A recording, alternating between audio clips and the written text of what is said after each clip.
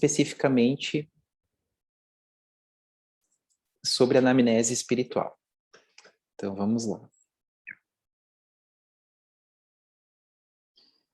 Então, a gente inicia falando sobre a definição, né? E um dos aspectos que é importante a gente tentar diferenciar o que é a religião e o que é a espiritualidade. Então, esse é um conceito clássico trazido pelo professor Koenig, da Universidade de Duke, nos Estados Unidos, e que é um dos conceitos mais, assim, aceitos para a gente entender o que é religião, religiosidade e espiritualidade.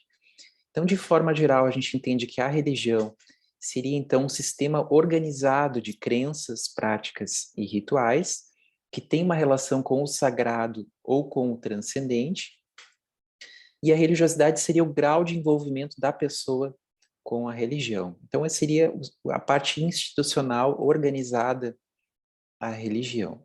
E a espiritualidade a gente acaba entendendo como algo muito mais pessoal, com questionamentos que as pessoas podem ter sobre o sentido da vida, o propósito existencial, ligado a essa ideia de que existe, né, um sagrado e um transcendente, e que pode ou não se relacionar a uma religião. Então, a maior parte das pessoas elas vão vivenciar a sua espiritualidade num contexto religioso, e algumas pessoas podem até ter uma crença espiritual, ideias ligadas à espiritualidade, sem necessariamente pertencer a uma religião.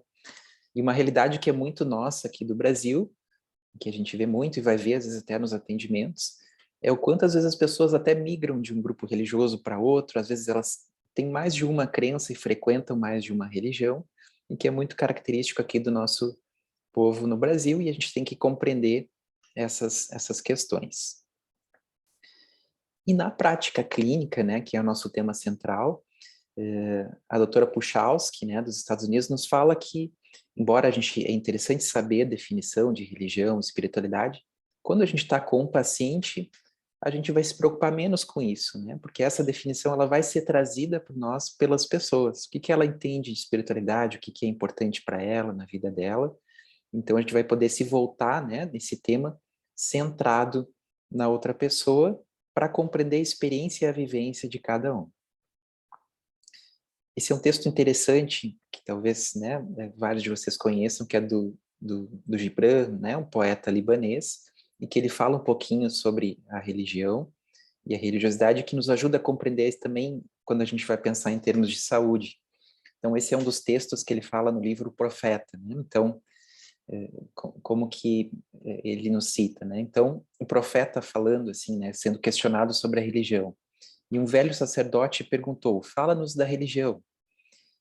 E alguns trechos que são bem interessantes e bem bonitos, né? O Gibran nos fala assim: "Não será a religião senão todos os atos e toda a reflexão e tudo aquilo que não é ato nem reflexão, mas encantamento e surpresa, sempre emergentes da alma, mesmo quando as mãos talham a pedra ou trabalham no tear? Quem poderá separar a sua fé das suas ações, ou as suas crenças das suas ocupações? A vossa vida diária é o vosso templo e a vossa religião. E se quereis conhecer a Deus, não pretendais resolver enigmas. Olhai antes à vossa volta e vê-lo-eis brincar com vossos filhos. E olhai para o espaço, vê-lo-eis a caminhar sobre as nuvens, de braços estendidos para a luz, descendo sobre a chuva. Vê-lo-eis sorrindo no meio das flores, e depois erguer-se e agitar as árvores com suas mãos. Então esse é um texto poético, né, certamente, mas ele traz um aspecto que é interessante quando a gente vai abordar esse tema, do quanto a religião e a fé das pessoas, a espiritualidade, ela vai estar presente na vida das pessoas que a gente estiver atendendo.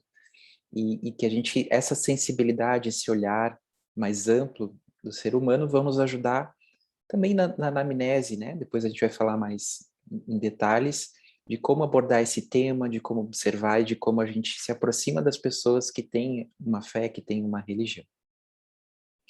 Bom, e esse é um tema importante, né? Voltando assim para um enfoque mais epidemiológico, o que a gente sabe?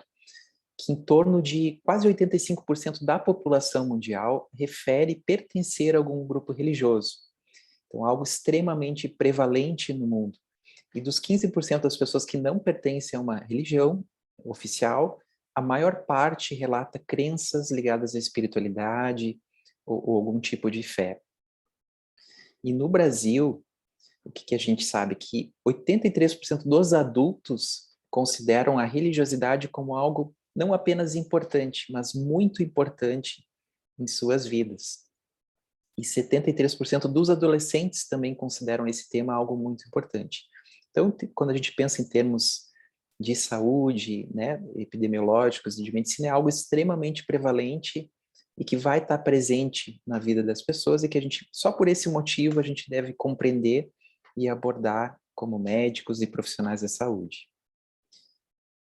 Além disso, né, além dessa importância epidemiológica, a gente sabe que as últimas décadas cresceram o número de evidências científicas. Esse, por exemplo, é um editorial, um comentário na revista Lancet Psychiatry, que é uma das maiores, das revistas de maior impacto, sem dúvida, assim, né, na medicina e na psiquiatria, nos falando do crescimento dessas pesquisas, dos desafios e oportunidades que nós temos de aprendizado e desenvolvimento dessa área. Então, é algo que tem crescido muito. E como que influencia, né, dando essa introdução, como que a religiosidade e a espiritualidade podem influenciar na saúde e na saúde mental? Então, tem vários aspectos que a gente entende que pode levar, então, a benefícios para a saúde, desde questões assim como maior suporte social e maior convivência comunitária das pessoas que têm uma fé, uma religião, a ideia de uma visão de mundo compartilhada das pessoas que têm uma crença religiosa, uma crença em algo mais na vida, que pode ser importante em momentos de dificuldades, principalmente. Uma relação com fatores positivos, por exemplo, a pessoa às vezes que tem uma fé, que tem uma religiosidade, espiritualidade, ela vai ter momentos de bem-estar, às vezes um certo otimismo diante da vida que pode ter efeitos protetores. A própria ideia de resiliência, que tem uma relação também com a religião e a fé e a espiritualidade. Um dos fatores que é mais estudado, que é o sentido existencial que a espiritualidade traz para as pessoas e que tem um efeito até na mortalidade geral em alguns estudos. O efeito das atividades espirituais diretamente, por exemplo, as pessoas que têm práticas de meditação, uma prece da oração, uma leitura de textos religiosos. O ato de frequentar regularmente um encontro religioso parece ter um efeito também interessante para a saúde, e os estudos mostram, né, que as pessoas que têm uma frequência regular, elas têm menos depressão, menor risco de suicídio, né, e outros índices de saúde também.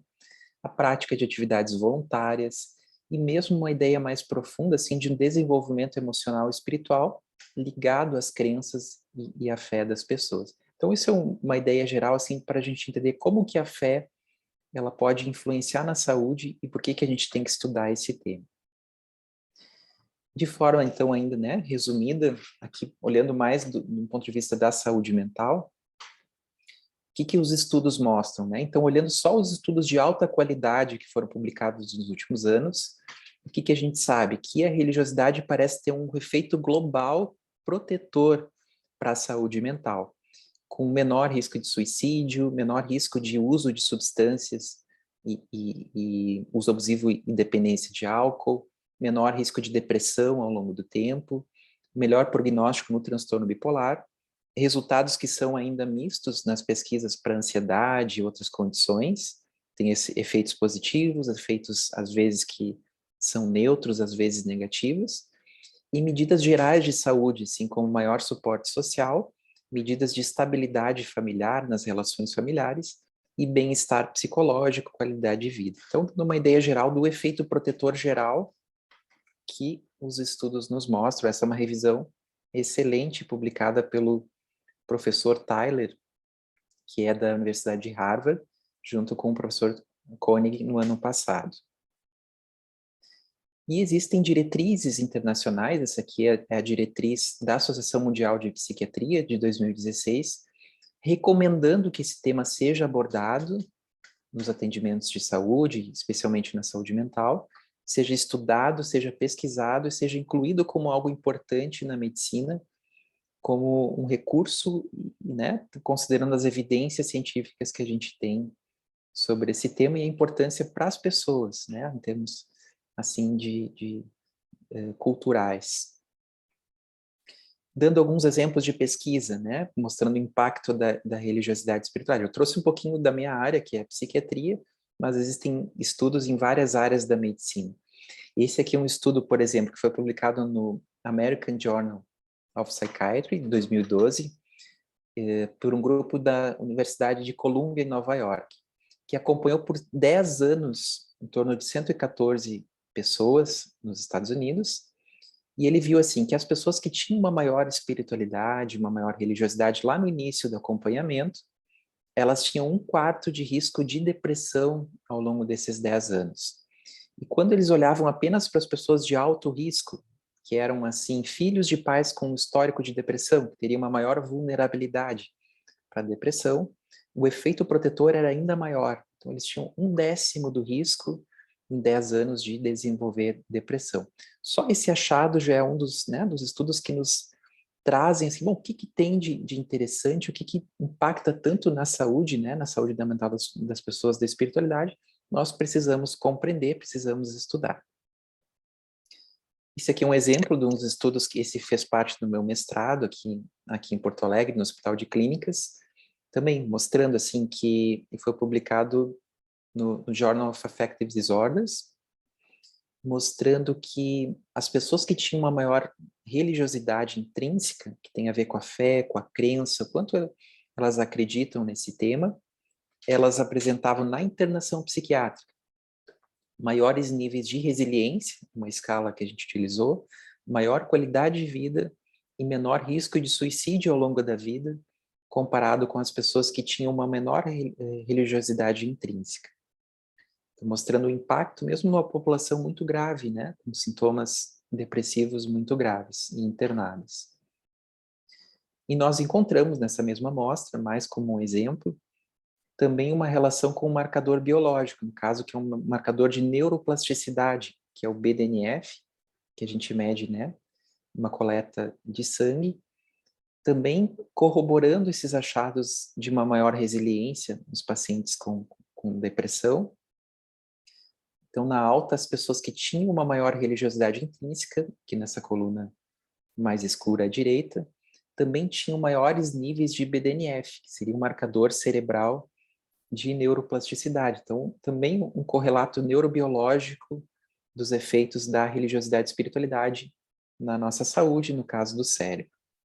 E assim tem uma série de outros estudos também, com fatores assim mais epidemiológicos, melhora de sintomas, e fatores também neurobiológicos que têm sido estudados sobre o tema. Mas muito bem, então depois dessa introdução a gente vai mais para o nosso assunto, né, que é a grande questão. Como que a gente vai usar esse conhecimento que a ciência tem nos trazido na prática clínica? E no caso, na anamnese espiritual, como que a gente aborda? Quais são os princípios? Por que que é importante a gente abordar esse tema, então, no acompanhamento dos pacientes? Então, a gente pensa, assim, no primeiro aspecto mais geral, que a própria coleta da história espiritual e da religiosidade do paciente vai acabar sendo, assim como tantas áreas na medicina, ele é algo essencial para a gente, tanto para compreender a pessoa, quanto quando a gente pensa em um diagnóstico, entender muito bem como as coisas, né, como a vida da pessoa funciona. Então, por exemplo, na psiquiatria, é muito comum que várias questões da fé da pessoa, da religiosidade, vão se misturar, às vezes, com outros sintomas ligados à saúde mental. Mas em qualquer área da medicina, é algo que, em geral, influencia muito no vínculo com as pessoas que a gente está atendendo, da pessoa sentir que ela pode confiar na gente, pode abrir e falar sobre tudo que ela é importante na vida dela, e muitas vezes na adesão ao tratamento. Às vezes a pessoa tem dúvidas, não sabe como que a religião vai ver, às vezes, um tratamento específico, às vezes ela pensa, bom, será que eu tenho que fazer esse tratamento? Será que a minha fé, de repente, pode ajudar? E se a gente não está aberto para compreender esse aspecto na vida das pessoas, às vezes a gente vai deixar passar esse recurso que pode ajudar muito na adesão e trabalhar quando existe, então, alguma dúvida do paciente, algo que pode prejudicar a adesão ao tratamento. E, claro, para a gente poder conhecer o paciente de uma forma integral, e completa, esse é um dos elementos mais importantes, que às vezes faz parte da identidade da pessoa, de quem ela se vê, como que ela se vê na vida, do sentido que ela tem. Então, a gente conhecer o quanto ela vivencia a sua fé, a sua religiosidade, a sua espiritualidade, é algo muito importante. E por que que a gente fala numa história espiritual, numa coleta de uma anamnese espiritual? Porque, em geral, a gente teve até poucos anos atrás, assim, eu não sou tão velho, né, mas também já estou mais para semi-novo, de repente, assim, né, me formei em 2009, e em geral a gente acaba aprendendo, assim, a coletar a religião da pessoa, né? Então, sabe, é católico, é espírita, é evangélico, né, testemunho de Jeová, não pode, né, tem aquela questão com a transfusão sanguínea, então isso que a gente aprende em geral, né, assim, na nossa formação. E recentemente a gente tem ampliado esse entendimento, porque em geral só a religião da pessoa nos informa muito pouco sobre a sua história espiritual. Então, dando um exemplo, tem pessoas que são católicas e que vivenciam, né, plenamente, assim, vão toda semana na igreja, têm uma fé, elas fazem leituras, assistem, né, leem a Bíblia, fazem prece. Tem pessoas que são católicas, mas, né, não praticantes. Então, elas mais por convenção participam. Outras pessoas são católicas, mas também frequentam igreja evangélica, ou têm crenças ligadas à espiritualidade, assim, mais espírita. E por aí vai. Então, o quanto a pessoa vivencia a religião é muito mais amplo do que apenas a denominação religiosa. Assim como o contrário, tem pessoas que às vezes se revelam sem religião, mas que têm muitas questões de fé, de espiritualidade, ou têm interesse no tema e gostariam de conversar sobre ele. Esse é um estudo que a gente fez aqui em Porto Alegre também, mostrando esse aspecto no ambulatório de psiquiatria, e a gente perguntou para as pessoas, né, quantas delas gostariam de ser questionadas sobre esse tema nos atendimentos. E em torno de 80% das pessoas, nesse caso com depressão, falaram que acham que esse é um tema muito importante, gostariam de ser questionadas sobre esse tema nas consultas. E o que nos surpreendeu, né, no achado? Que apenas 36% dos pacientes tinham sido questionados alguma vez, né, em qualquer atendimento de saúde sobre esse tema. Isso que era um hospital terciário, né, um hospital ligado à Universidade Federal. Muitas passavam por atendimento também na atenção primária. Então, nos mostrando assim, que a maior parte das pessoas nunca foram questionadas sobre a sua espiritualidade, sobre a sua fé, mesmo sendo esse um tema bem importante. E em torno de 68% das pessoas ainda gostariam de participar de algum tratamento que integrasse a sua espiritualidade no tratamento da depressão, mostrando como as pessoas têm interesse nesse tema. O que os estudos nos mostram, assim, olhando, né, para nós, médicos, profissionais de saúde? Quais são as principais dificuldades que a gente ouve, né, os estudos mostram de relatos? Então, em geral, muitos colegas dizem assim que têm dúvidas em relação à parte ética. Eu até gostaria de perguntar sobre esse tema, mas eu não sei qual que é a fronteira. Será que eu não vou entrar num tema eticamente que eu não deveria com o paciente? Então, as pessoas deixam de perguntar. O segundo motivo, que seria uma barreira, seria a falta de treinamento. Então, a pessoa gostaria, mas não sabe muito bem como questionar sobre esse tema. E o terceiro que os estudos mostram é que muitas pessoas consideram importante, mas acham, bom, mas na correria do dia a dia, com tantas coisas para questionar, eu acabo não tendo tempo para perguntar. Então, a gente vai abordar um pouco desses assuntos e como trazer esse tema, então, na nossa prática. Um outro fator que é interessante, que existe, os estudos falam, é o chamado religious gap, que é assim, que em geral os pacientes consideram esse tema muito importante, têm um grande interesse, e às vezes, de forma geral, né, muitos profissionais da saúde acabam tendo menos interesse comparado à população geral por esse tema, e acaba tendo esse distanciamento de expectativas, né? As pessoas consideram muito importante, e às vezes os profissionais um pouco menos, e gera esse distanciamento, acaba não sendo valorizado.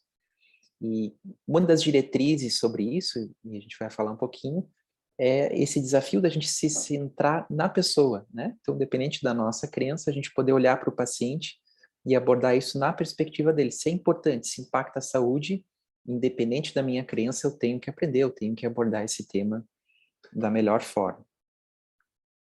E claro, esse é um livro que saiu esse ano, que eu pude participar como um editor, pela editora da Universidade de Oxford. É um livro muito completo, que traz vários aspectos sobre espiritualidade e saúde mental, junto com o professor Alexander, que é de Juiz de Fora, Federal de Juiz de Fora, e com o Dr. Dinesh Pugra, que ele é ligado à Universidade de Londres, que foi um dos últimos presidentes da WPA. E ele traz muito, né, dessa questão da competência multicultural que a gente precisa ter como médicos, profissionais da saúde, para abordar esses temas que são importantes para as populações, para as pessoas. Então, a espiritualidade, sem dúvida, é um dos temas essenciais, né, quando a gente fala dessa competência que a gente tem que ter.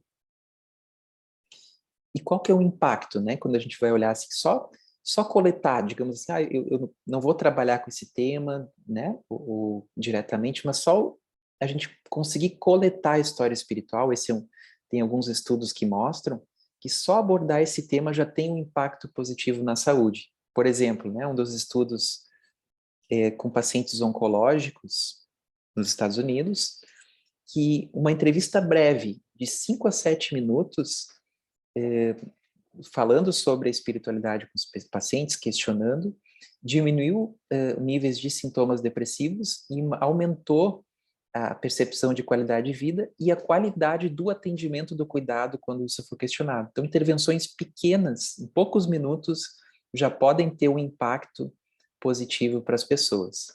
Um outro estudo, também muito interessante, né, em torno de 3.000 pacientes clínicos numa internação hospitalar, em torno de 40% deles gostariam de falar mais sobre a religiosidade e espiritualidade nos atendimentos, e as chances de considerar o atendimento como um ótimo, elas aumentavam de 40% a 120% nas pessoas que eram atendidas e eram questionadas sobre espiritualidade também nesse atendimento. Então, só esse dado já nos traz assim, a importância da gente incluir esse tema nos atendimentos como um fator que aumenta o vínculo e aumenta a satisfação das pessoas, elas se sentem incluídas, né, e vistas, às vezes, nesse aspecto, e isso traz um benefício muito grande.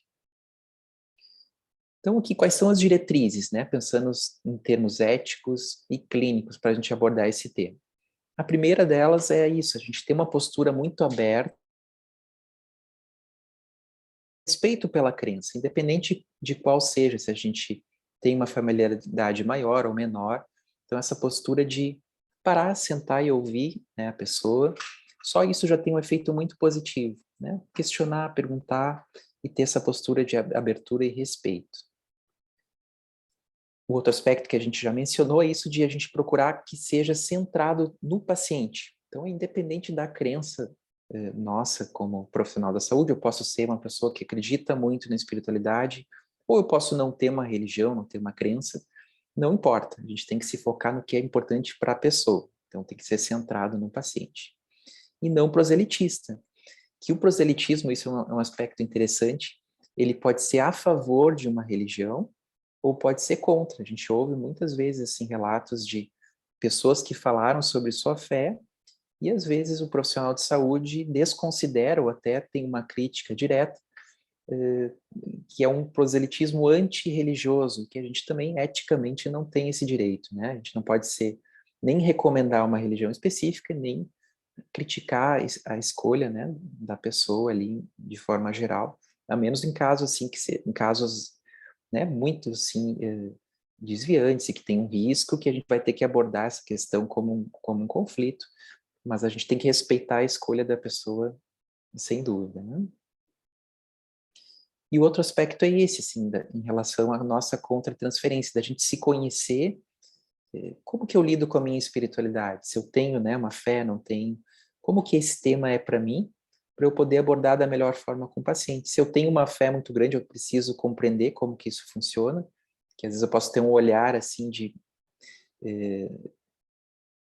incentivar a mais, talvez, um paciente que não tem tanto interesse, e o contrário, se eu não considero esse tema importante, às vezes eu posso negligenciar ou ter uma postura crítica, É muito comum que alguns pacientes falam em terapia, por exemplo, que eles falam sobre sua fé, eu tenho tal crença, tenho relação à espiritualidade, e às vezes uma resposta muito comum é que o terapeuta, né, o profissional fica em silêncio, ou muda de assunto. E aí muitas pessoas dizem, como ele não considerou, eu não falei mais sobre isso, né? E a pessoa deixa de falar sobre algo que é importante. Então, conhecer como a gente lida com esse assunto é importante para abordar bem com os pacientes. E esse é um instrumento, quando a gente pensa em termos de tempo, existem vários outros, eu até vou passar uma referência depois, que ele foi organizado pela doutora Puchalski, nos Estados Unidos, que é o instrumento FICA, que ele nos dá um roteiro muito breve, que em alguns minutos a gente pode aplicar na anamnese, e que vai nos ajudar a ter uma ideia inicial, mas bem completa sobre a religiosidade e espiritualidade do paciente. Então, o que é o FICA, né? De forma geral, assim, o F seria a fé. Então, a gente pergunta assim para a pessoa, a senhora tem alguma fé, tem alguma crença, né? Acredita em alguma religião específica? Então, a gente vai abordar a questão da fé e a pessoa vai nos dizer.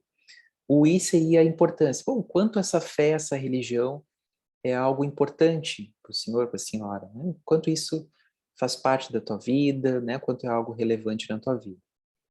E a pessoa vai poder nos responder, não, é algo muito importante, eu vivencio isso muito, eu tenho dúvidas, né? Eu tenho questões.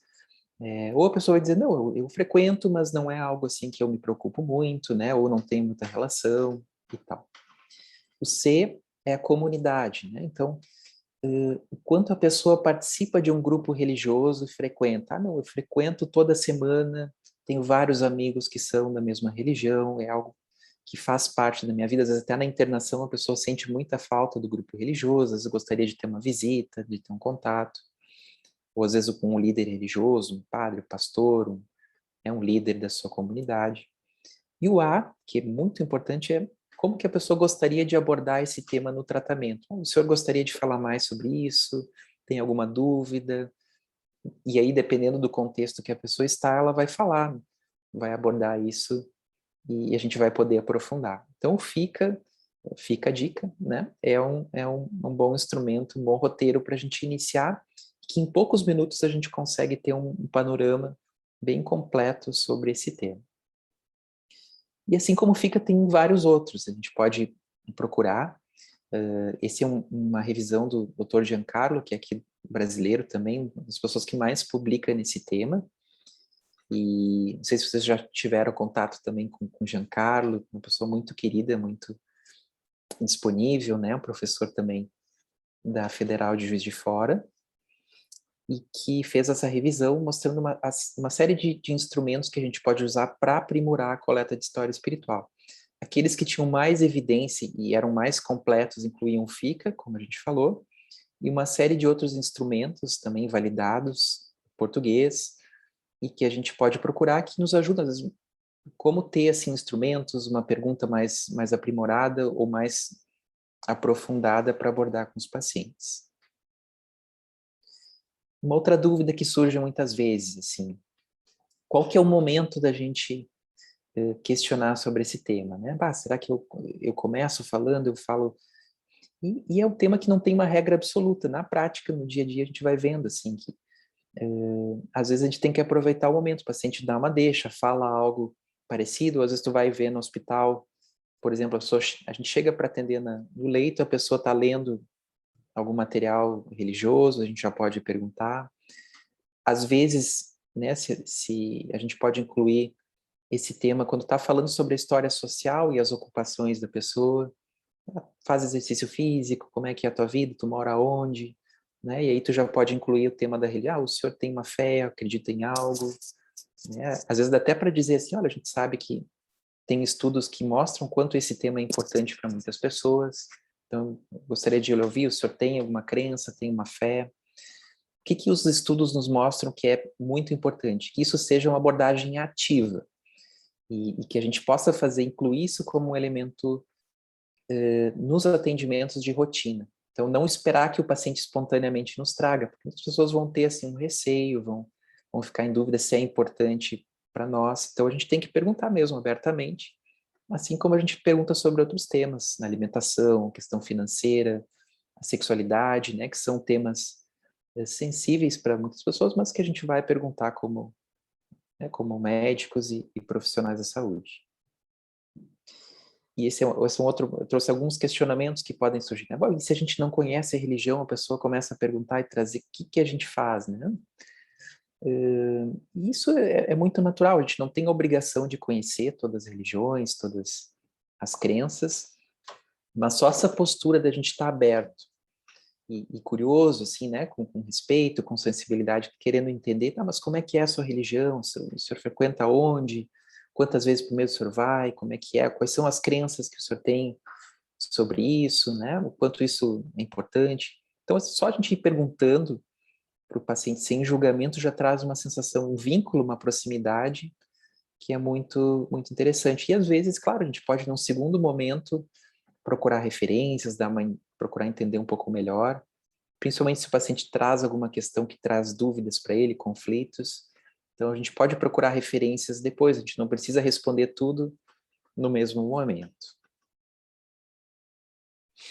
E se o paciente não tem uma religião, né? Essa é uma outra questão. Como é que a gente aborda? Se a gente vai perguntar sobre isso e o paciente diz que não, será que eu tenho que seguir perguntando? Algo que ajuda muito quando a gente vê assim, o paciente diz que é ateu. E às vezes a gente deixa de perguntar sobre esses temas, assim, para um paciente que se denomina ateu, e às vezes é algo importante. Por exemplo, uma pessoa que esteja em cuidados paliativos, às vezes ela se diz sem crença num Deus, mas ela pode ter muitas dúvidas sobre a espiritualidade. Às vezes ela já pertenceu a alguma religião antes, ou ela tem questionamentos, ela gostaria de falar sobre esse tema. Às vezes a gente pode perguntar no FICA, né? A pessoa diz, o senhor tem uma fé, tem uma religião? A pessoa diz que não, né? Não tenho uma fé, não acredito. A gente pode perguntar assim, mas tem algo que traz sentido para a tua vida, que te traz um propósito de vida? E a pessoa vai poder dizer, não, eu acredito na natureza, eu acredito, né, nas pessoas, eu acredito, eu vivo, meu propósito é a família, é fazer o bem, e a gente vai poder entrar assim, em algo que faz sentido para a pessoa. E assim como a pessoa que tem religião, a gente também vai abordar isso de uma maneira natural, vai questionar, né, vai abordando, né, mesmo, eu não acredito em Deus, né, pode perguntar mais sobre, o senhor tem alguma, isso gera dúvidas, ou é algo que é tranquilo, é um tema importante para o senhor, né, para a senhora, então a gente vai podendo abordar independente da crença da pessoa. Se não é um tema importante, claro, a gente vai seguir para outro tema, né, vai seguir na nossa anamnese normalmente, né, sobre outro tema que independente da religião. Esse é um tema interessante que os estudos nos trazem, né, que a gente, eticamente, a gente não pode recomendar uma religião para quem não tem, certamente, né, ou criticar a religião de uma pessoa, mas se a pessoa tem uma fé, tem uma religião, a gente tem, pelos estudos que existem, a gente pode recomendar que a pessoa retorne ou que ela siga frequentando. A gente pode estimular se a pessoa traz uma fé que foi positiva, que ela gostava, a gente pode recomendar que ela retorne, se ela desejar, né? Considerando os estudos que a gente tem. E como fazer com uma situação difícil, né? Essa é uma outra questão. Eu falei e surgiu um conflito, surgiu, por exemplo, assim, a gente vê no hospital, às vezes, as pessoas, às vezes, no final de vida, ou com câncer grave, né? Uma doença grave, e às vezes a pessoa pode dizer assim, não, eu espero que aconteça um milagre, então eu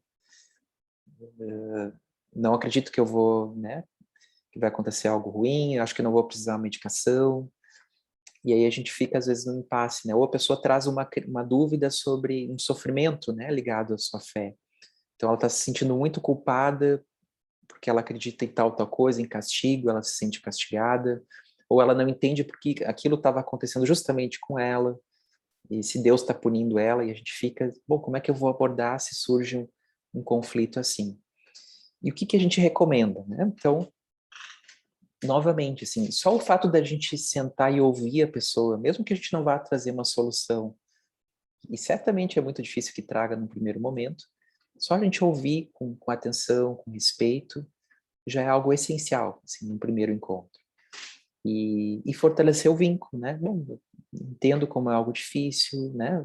Tem trazido sofrimento, vamos seguir conversando, vamos pensar como eu posso ajudar, o que que pode lhe ajudar. E esse acompanhamento nessas situações mais complicadas ao longo do tempo, ele é muito importante, porque que tira essa pressão da gente ter que resolver. Eu lembro durante a faculdade eu tinha muita essa angústia, assim, não sei se vocês já tiveram. Puxa, o que que eu vou dizer se a pessoa... Eu tenho que resolver agora, tenho que falar algo agora, né? E depois, com o tempo, a gente vai vendo, assim, que a gente pode voltar, pode... A maior parte das coisas a gente resolve ao longo do tempo, e não numa primeira entrevista. Então, isso da gente fortalecer o vínculo, né? Mostrar que a gente está atento, está considerando aquilo que a pessoa nos traz, só isso já é muito importante. E às vezes a gente vai ter que entender o que vem por trás dessa questão. Por exemplo, uma pessoa que está falecendo, né, em cuidados paliativos, às vezes aquela manifestação de raiva com Deus, na verdade não tem diretamente a ver com a religião dela, com a fé. Às vezes é uma etapa do luto. Ela está brigando com Deus, ou esbarganhando, se eu fizer tal coisa eu vou ser curado. Mas é uma etapa do luto, então, que a gente tem que abordar o luto, e não necessariamente diretamente a espiritualidade da pessoa, até que ela chegue, né, na aceitação e tudo mais. Às vezes a gente vai ter que conversar com um colega, né, pedir assim uma consultoria para alguém que tenha, né, mais experiência, ou da psicologia, né, da saúde mental. Em alguns casos, até o diálogo com um líder religioso pode ser interessante. Então, a pessoa está muito mal, ela não entende, ela se sente castigada, ela se sente culpada. E às vezes tu pode ajudar a pessoa a conversar com um pastor, por exemplo, com um representante, um padre, que vai ajudar a trazer uma outra visão sobre aquilo que ela está passando, que vai trazer um alívio, vai trazer um conforto. Olha, né, tem esse texto aqui, mas também tem esse outro, por exemplo, da Bíblia, que fala que Deus é amoroso, que Deus é misericordioso, né, que ele não pune, que ele nos vê como filhos, usando, né, um exemplo do cristianismo. Esse aqui é um outro tema, né? E, bom, e se a gente está... E aí o paciente nos diz que a religião dele não aceita, por exemplo, tratamento para depressão, um remédio, como é que a gente faz? É um princípio meio parecido. A primeira coisa, a gente vai focar no vínculo. Então, não vai confrontar diretamente, dizer, não, tu tem que tomar, esquece tua religião. Então, tu vai tentar conversar mais com a pessoa, né? Vai tentar fortalecer o vínculo, tentar aprofundar e compreender, tá, mas como é que é isso da religião? Onde é que tu ouviu? Quem é que te disse isso? Né? Que contexto? Tu leu em algum lugar? Tu ouviu alguém falar? Então a gente vai aprofundando e às vezes só isso se resolve. Bom, mas por exemplo, algumas religiões evangélicas às vezes podem trazer algumas falas assim, e a gente pode questionar, não, mas todas as religiões evangélicas são assim, e aí tu vai aprofundando, né? Não, tem a outra lá que o pastor é tranquilo, né? E ele aceita a medicação, ou às vezes tu vai abordar e o paciente vai dizer, não, foi só uma fala, não sei se estão todos os remédios que seriam ruins, né?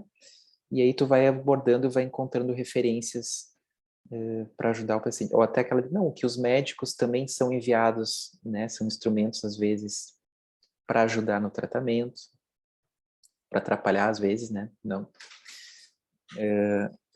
Então, assim, a gente vai ajudando as pessoas a encontrarem referências na própria religião que possam ajudar. E também esse diálogo diretamente com o líder ajuda muito. Às vezes o pastor vai lá, não, o senhor tem que se tratar, tem que tomar, está sendo bem indicado esse remédio. Então, né, a fé não está contra a medicina, elas vão juntas, caminham conjuntas. A fé vai fazer a parte e a medicina faz a sua parte. É interessante conhecer um pouco mais, assim, estudar sobre o coping, que ele pode ser negativo ou positivo. Então, o coping são as estratégias que as pessoas usam para enfrentar uma dificuldade, um momento de estresse. Então, o coping religioso espiritual ele pode ser negativo, quando ele atrapalha, as pessoas não conseguem passar pela dificuldade, tem mais sofrimento, mais sintomas. Ou positivo, quando traz um auxílio. Então, no coping negativo, a gente vai poder ajudar a pessoa a ela encontrar mais e reforçar o coping positivo e ajudar a aliviar o negativo. Exemplos de coping negativo, né? posturas muito passivas, culpa, dificuldades, né, com perdão, é todo um apanhado de coisas assim que podem trazer prejuízos e que é interessante a gente conhecer. E o coping positivo, claro, que a gente sempre vai reforçar, é a pessoa que procura na fé, assim, uma busca de transformação. Deus é visto mais, assim, ou a espiritualidade na criança como algo que apoia para a mudança, como um colaborador, uma visão mais amorosa e positiva. E principalmente a pessoa que usa a religião não só para si, mas que também tem algo, assim, de pensar no outro, de atividades voluntárias, tende a ser associado, então, com coping mais positivo. A dor espiritual, né, principalmente em contextos mais graves, de internação hospitalar, pode ser interessante da gente conhecer esse conceito, que é aquele sofrimento profundo que a pessoa traz e que tu vai ver o motivo, às vezes, é espiritual, às vezes a pessoa não está conseguindo lidar com uma notícia, né, um diagnóstico, e ela perde um pouco a referência da vida, a identidade, o sentido existencial.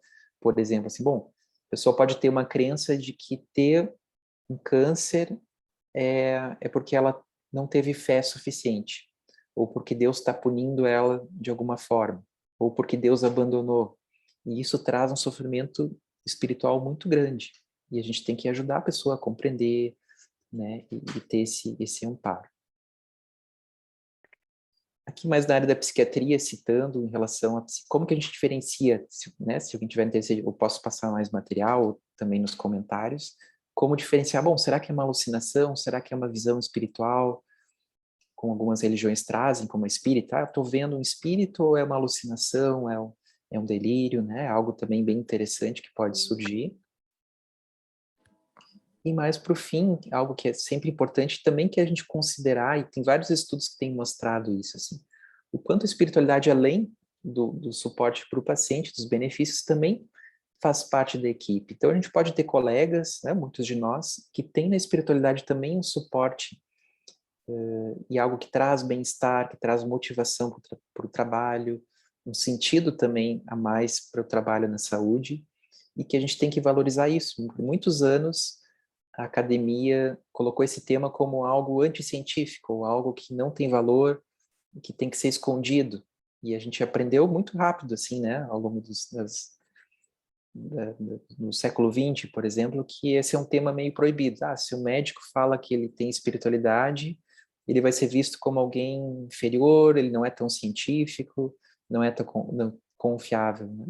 E os estudos atuais têm questionado muito esse aspecto. Até o burnout nos profissionais de saúde que têm uma fé, uma espiritualidade é menor e a satisfação com o trabalho é maior. Tem alguns estudos que mostram. Então, resumindo um pouquinho, né, desse compartilhamento, esse é um tema muito importante, muito prevalente, tem um impacto na saúde física e mental, ele aumenta a satisfação e o vínculo dos pacientes com o tratamento. A maior parte das pessoas tem muito interesse em abordar esse tema e é algo que a gente tem que incluir na anamnese espiritual, de forma aberta, ativa, né, dentro daqueles princípios éticos que a gente abordou. Então, muito obrigado pela atenção, também a gente fica aberto também para perguntas, não sei se eu passei muito do tempo aqui. Maravilhoso, Bruno. Muito obrigada. Nossa, foi incrível. Estava aqui babando com as suas informações, conhecimento, dedicação. Nossa, muito obrigada mesmo, viu? Eu sou muito falante, então vou deixar o tempo para os alunos aproveitarem essa essência de momento aí contigo. Então, se alguém quiser fazer alguma pergunta via chat ou quiser falar, eu vou parar de gravar agora, porque eu gravei até agora, então, para ficar todo mundo bem à vontade, não ficar envergonhado aí de perguntar.